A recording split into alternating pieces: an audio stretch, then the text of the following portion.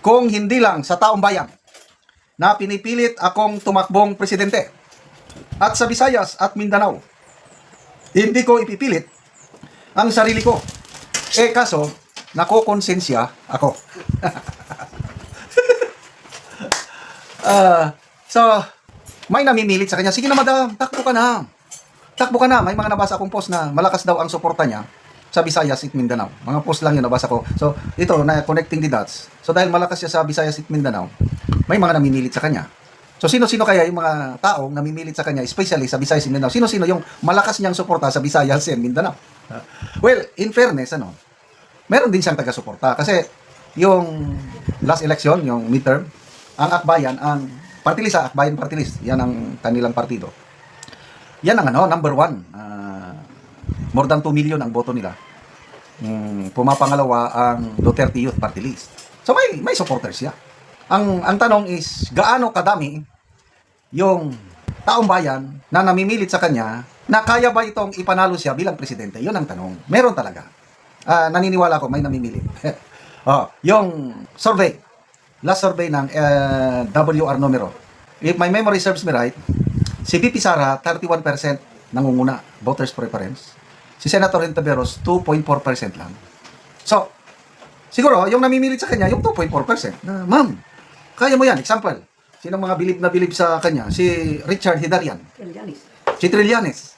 Yan, bilib na bilib sila kayo. Siya daw ang pag-asa natin, si Congresswoman De Lima. Bilib na bilib sila kay Senator Risa Hontiveros. And of course, mga kakamping, mga yan. Kailang ang tanong po, yung mga namimilit sa inyo, Honorable Senator, are they enough to propel you, to bring you to Malacanang? Again, ulitin ko yung survey 2.4% lang ang kanyang voters preference. Sino ang pambato ng kakamping? Malaking question pa yan. Kung si Madam Leni ba, o siya, o si Bam Aquino. Sa reorganization ng Liberal Party, lumalabas, wala na doon si Madam Leni, parang nagpahinga na, o kontento na si ex-VP Leni doon sa Naga, at parang ayaw niya na ng national politics. Parang ganun. But I'm not sure. Kasi si Senator Pangilinan, may post akong nabasa, sabi niya na, hihikayatin natin, let us convince the former Vice President to run for President. And I agree.